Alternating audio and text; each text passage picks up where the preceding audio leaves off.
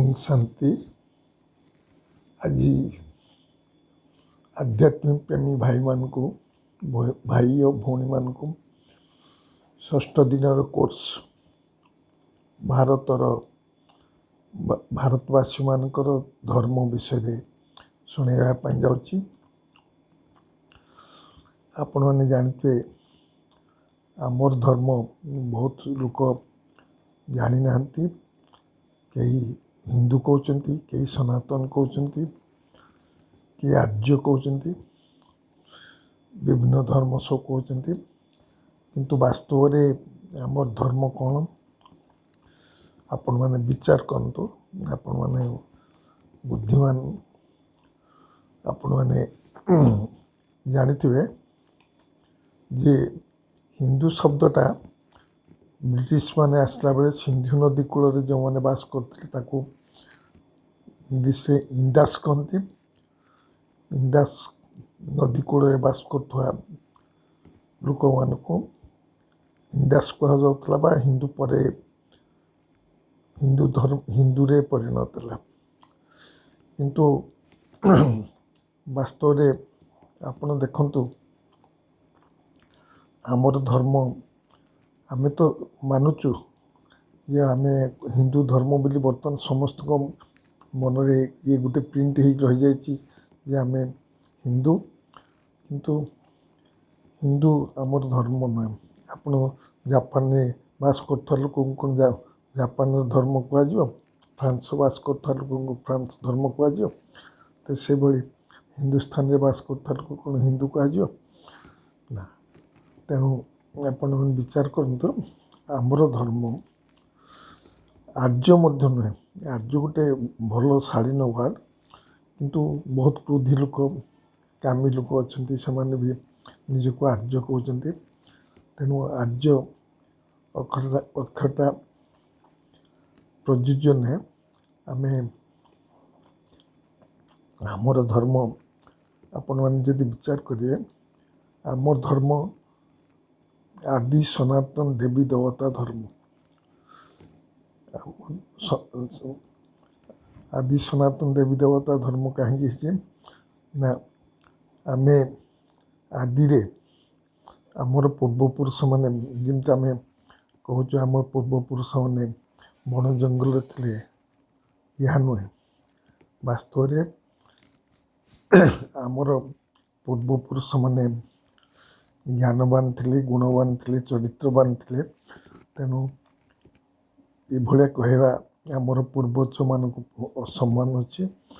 आपण मैंने आमर जो पूर्वज जो मैंने अच्छा आम कहूँ ना लक्ष्मण, आपण जानते श्रीकृष्ण श्री राधा ये पृथ्वी रे सृष्टि रे एक बीजपत्री। आपण ने परमात्मा ये समय परमात्मा ये समय जो ज्ञान दौरान ज्ञान आधार श्रीकृष्ण एवं श्री राधा जन्म लाभ करिया, जन्म लाभ कले से माने बड़ हेले श्रीलक्ष्मी श्री नारायण हे। किंतु आमे श्रीकृष्ण को कौन करछु, द्वापर को नहीं जाऊँ। श्रीकृष्ण जे सर्वगुण संपन्न, षोलकला संपन्न, संपूर्ण निर्विकारी, मर्यादा पुरुषोत्तम, अहिंसा परम धर्म, द्वापर हेले तापर तो द्वापर हो पार जन्म। सर्वगुण संपन्न, षोलकला संपन्न ये मनीष हो पार द्वापर रु कली को आसे, कारण द्वापर पर आम कली को आसा। तेणु पुणी आमे तेणु ये आमर जे धर्म अच्छी सी है आदि सनातन। सनातन रहिबा आदि सनातन। आम सनातन माने आमर पूर्वपुरुष माने देवता थिले, देवी देवता थिले, मर्यादा पुरुषोत्तम थिले। तेणु ये कहवा द्वारा आम आमर धर्मर ग्लानि करचु, किंतु आमर पूर्वपुरुष माने षोलकला संपन्न थे। आपण मैंने तो पढ़िथिबे जे लास्ट क्लास बा चतुर्थ क्लास रे पढ़िथिबे बुझेइथिले आपण माने आमे सत्य जुग त्रेता जुग द्वापर जुग कली जुग एबे संगम जुग रे आमे चलचु किंतु संगम जुग वर्तमान संगम जुग चलची जोठी परमात्मा प्रजापिता ब्रह्मा शरीर माध्यम आदम तक कहती आसिक आम मान को गीता ज्ञान दौरान आपण मैंने बहुत लोग भावुं श्रीकृष्ण परमात्मा श्रीकृष्ण परमात्मा गीता ज्ञान न देते श्रीकृष्ण आपण मैंने देखु गीतार भिन्न भिन्न बहुत लोग अच्छे टागोर गीता गोखले गीता ये भाया बहुत गीता अच्छी किंतु समस्ते भावुंट जे श्रीकृष्ण जो छोट बालक से किपर गीता ज्ञान देव आपण मैंने परमात्मा को बुझी थे जदि क्लियर बुझी थे जदि आपण मान गोटे आइडिया हम जे परमात्मा कली अंतरे यही संगम जुगे वृद्ध प्रजापिता ब्रह्मा शरीर आसिक गीता ज्ञान दौरान परमात्मा कौन सी देहधारी हो पारे देहधारी हेले अजन्मा से समस्त पिता समस्त शिक्षक समस्त सदृढ़ हो पारे अजन्मा कौन सी जनी रे से जन्म नेमि तेणु से जन्म दिव्य एवं कर्तव्य दिव्य तेणु परमात्मा यह समय जो धर्म आसिक स्थापना कर आदि सनातन देवी देवता धर्म ये देवी देवता धर्म कौन सी मनीष स्थापन कर कारण मनीष को देवता बनिया तम प्रधान सत प्रधान करिया ये कौन सी मनीषर काम नुहे गीतार वर्णना कराई एक तो दैवी संपद आसुरी संपद आमे देवता हेले दैवी संपद दैवी गुण आम पाखे रसुरी हेले असुरी संपद हम दुईटा सारा गोटे जगह रही पारानी आम देवी देवता थिलु एबे क्षत्रिय हलु वैश्य हलु शूद्र हलु एबे तम प्रधान एबे आसुरी आपण आसुरी कहले आपण मैंने भावे खराब भावे मनीष स्वभाव आसुरी भाया है आपण देखु कौन खाऊं कौन पिंचती कौन ये आसुरी स्वभाव मद मांस ये सब आसुरी स्वभाव तेणु परमात्मा आसिक यही समय जी अजन्मा जी जहाँ को त्रिमूर्ति जी ब्रह्मा विष्णु शंकर भी रचना कर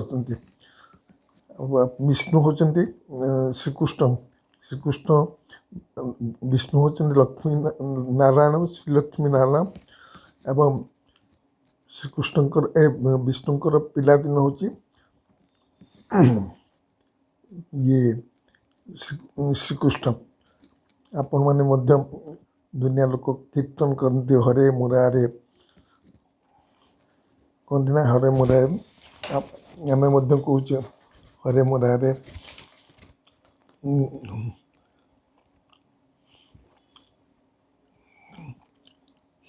हे नाथ नारायण वसुदेव हरे मुरारे हे नाथ ये कहूँ आम कहवा कारण कौन आम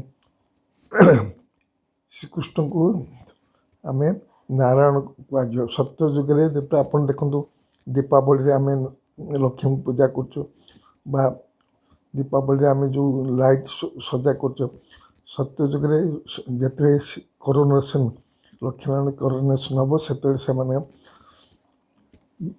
माने सिंहासन बसे से ये उत्सव पालन कर तेणु परमात्मा यही समय आसिक आमको गीता ज्ञान शुणाऊँ गीता गीता गीता गीता श्रीकृष्ण शुणी ना आपण मैंने देखु ଶ୍ରୀକୃଷ୍ଣ ତ ସତ୍ୟଯୁଗର ପ୍ରଥମ ରାଜକୁମାର। ସିଏ ତାଙ୍କ ପାଖରେ ଏତେ ଜ୍ଞାନ କିଏ ଦେଲା? ବରଂ ଆପଣମାନେ ଦେଖିବେ ଗୀତାରେ ବର୍ଣ୍ଣନା କରାହେଇଛି,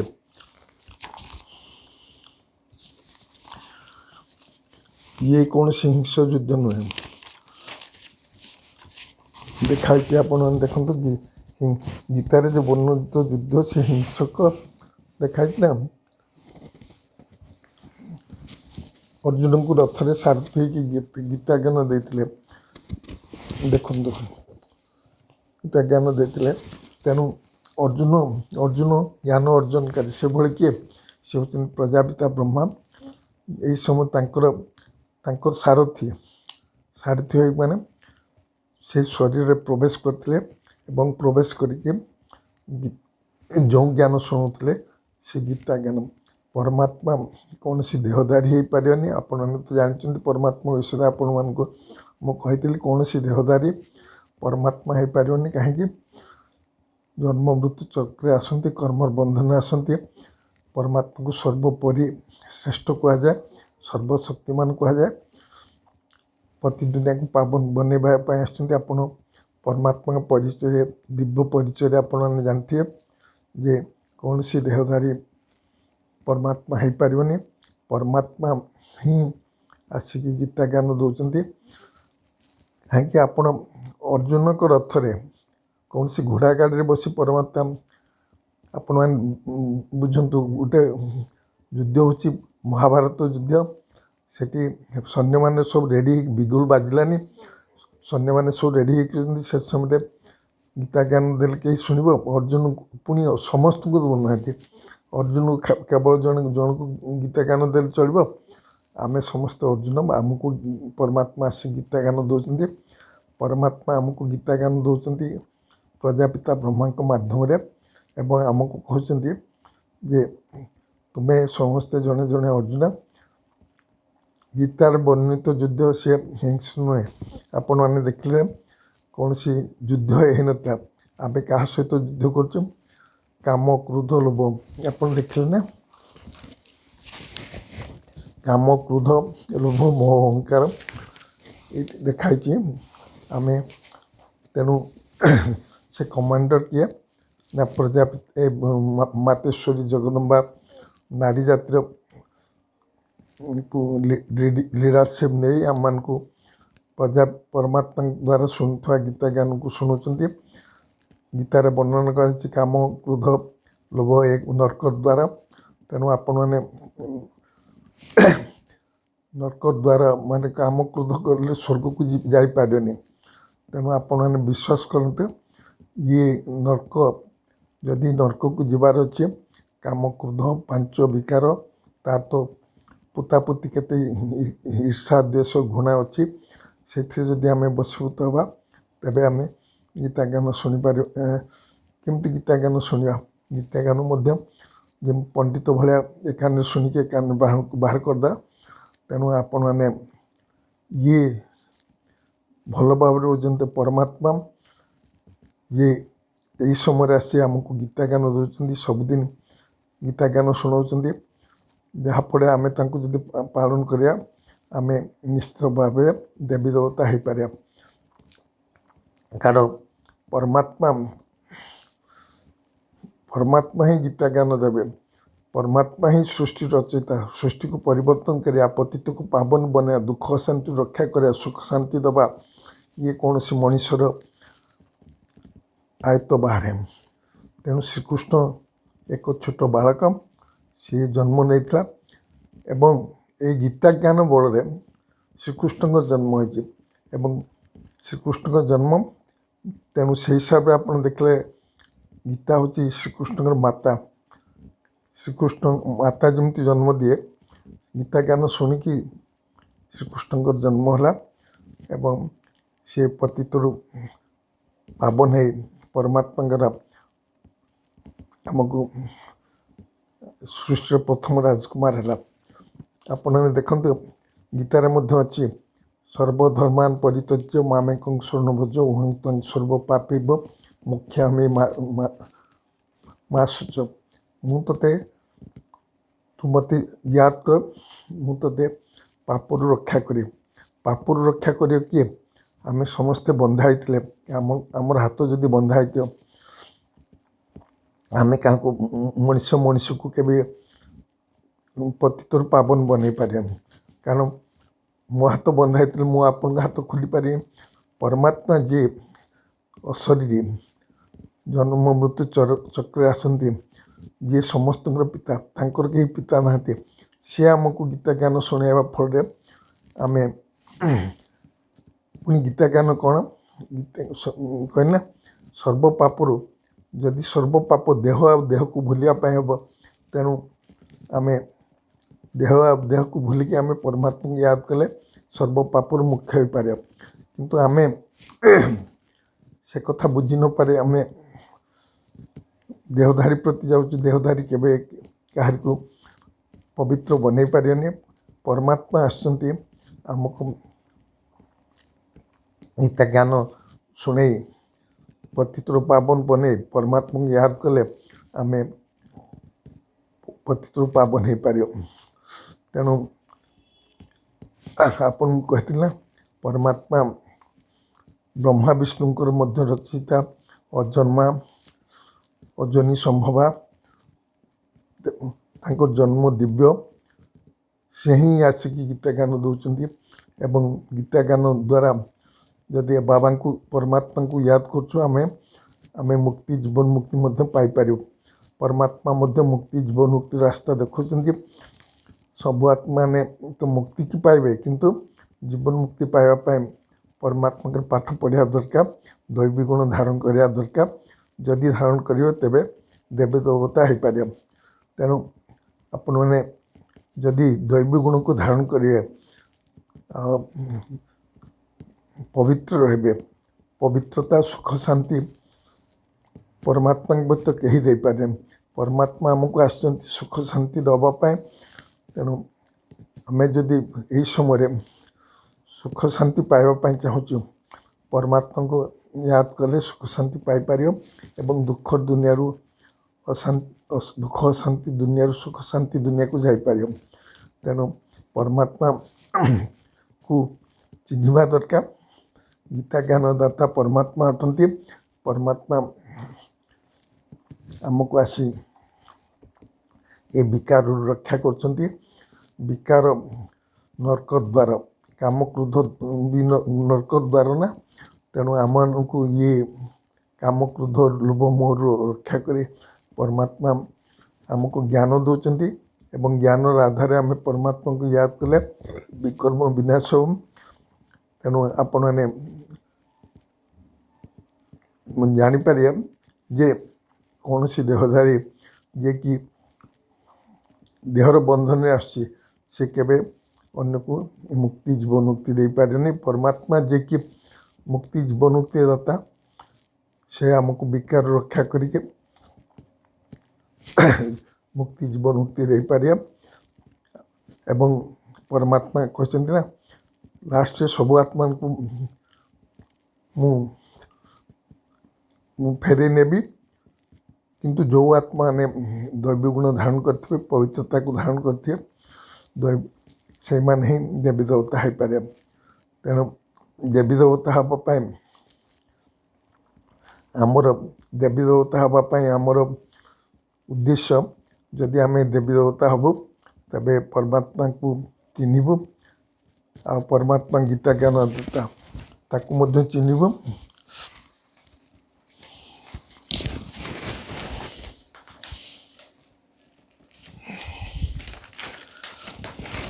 ତେବେ ଯାଇକି ଆମେ ଦେବୀ ଦେବତା ହେଇପାରିବୁ।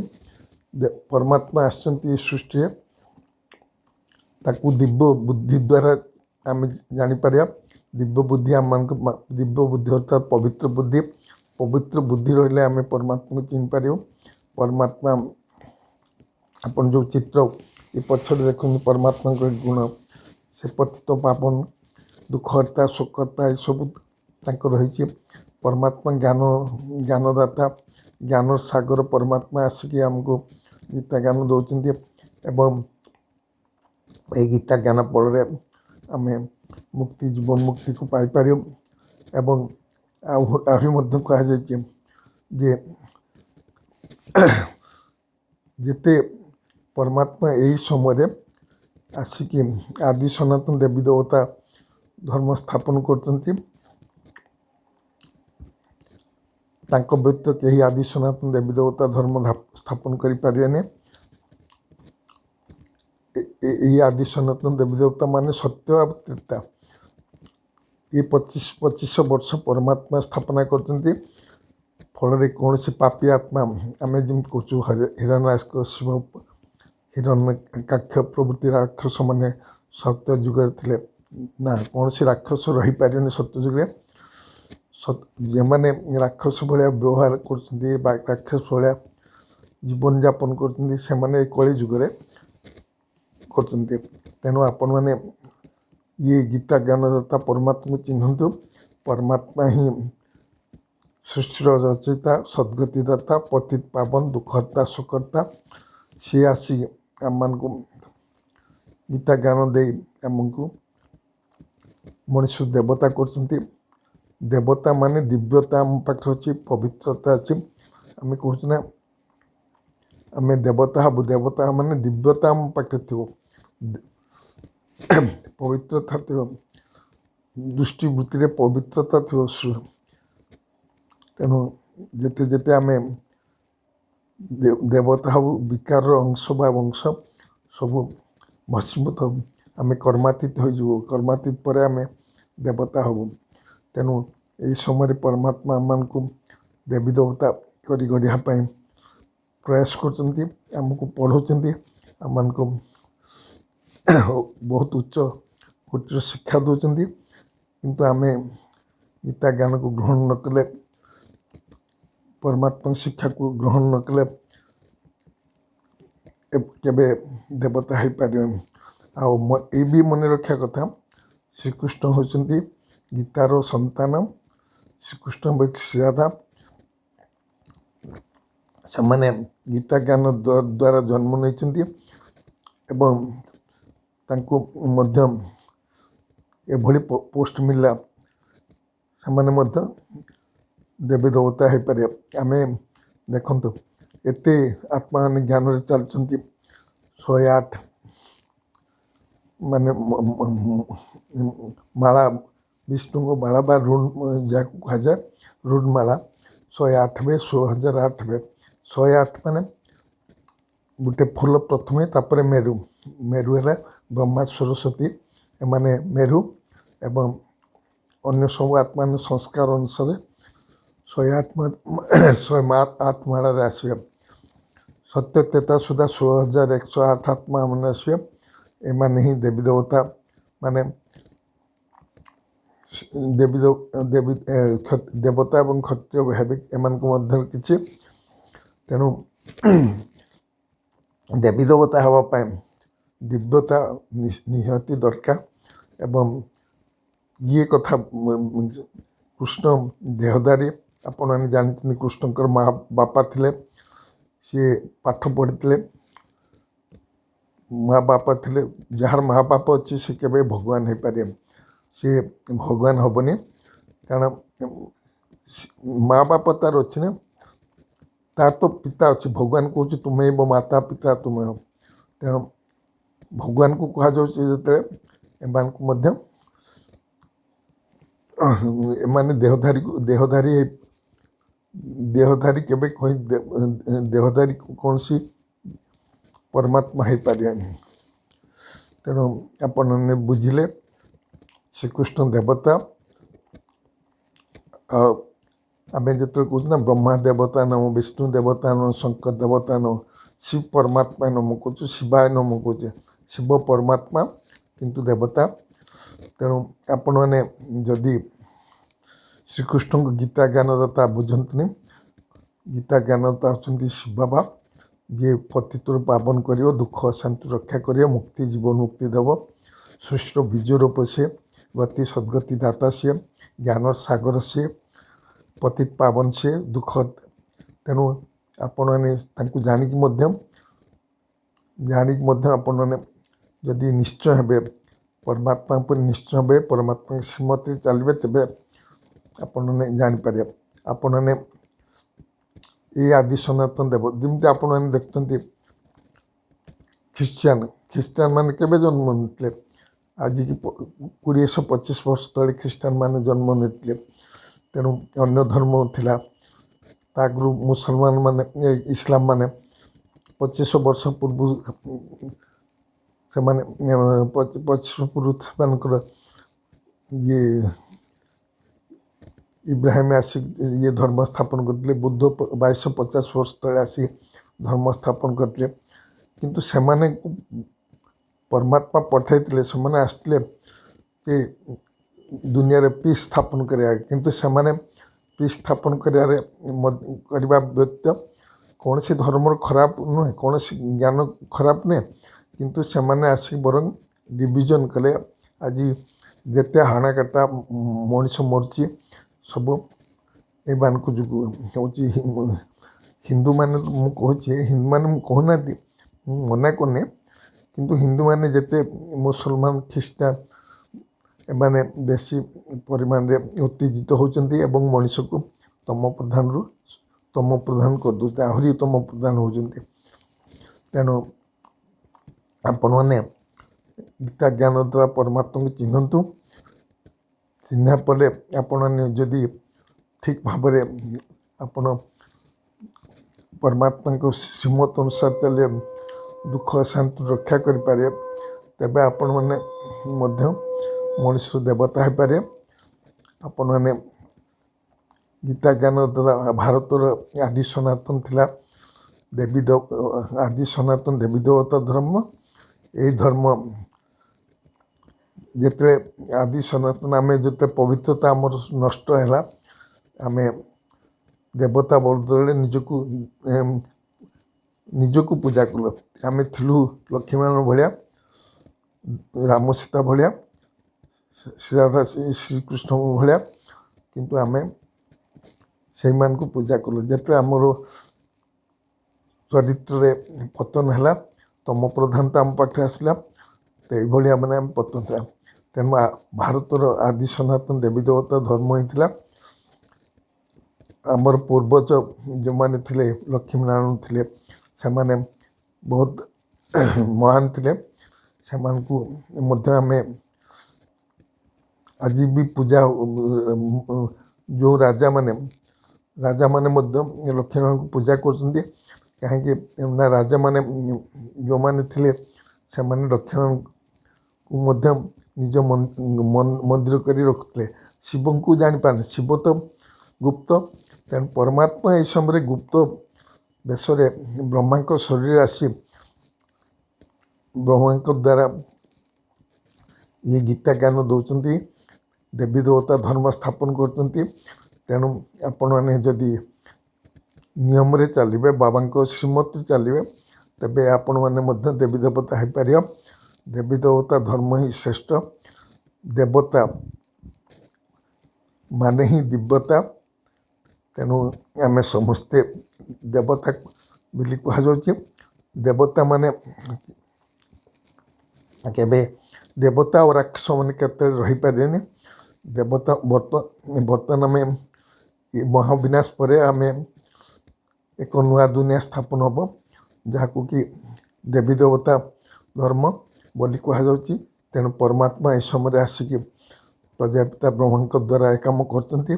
ଆପଣମାନେ ଜାଣିକି ଖୁସି ହେବେ ଯେ ପରମାତ୍ମା ଆସିବେନି, ପରମାତ୍ମା ଆସିକି ଯିବାର ହେଲା। ବର୍ତ୍ତମାନ ଆଉ ଏଇ ଭାରତରେ ହିଁ ପରମାତ୍ମା ଦେବୀ ଦେବତା ଧର୍ମ ସ୍ଥାପନ କରିବେ। ତେଣୁ ଆପଣମାନେ ପରମାତ୍ମାଙ୍କର ଶ୍ରୀମତ ଅନୁସାରେ ଚାଲନ୍ତୁ ଏବଂ ନିଜ ଜୀବନକୁ ସଫଳ କରନ୍ତୁ। କାରଣ ସଫଳତା ଆମେ ଦୃଢ଼ତା ନେବା, ସଫଳତା ନିଶ୍ଚୟ ଆମ ପାଖରେ ଆସିବ। ଆମେ ହିଁ ଦେବ ଦେବତା ହେଇପାରିବୁ। ଆମର ଦୃଷ୍ଟିବୃତ୍ତି, ଚାଲିଚଳନ ଏସବୁ ଶ୍ରେଷ୍ଠ ହେବ। ଆଚ୍ଛା, ମୁଁ ଆପଣଙ୍କୁ ଆଜି ଏତିକି କହି ମୋ ବାଣୀକୁ ବିରାମ ଦେଉଛି। ଆଚ୍ଛା, ଶାନ୍ତି।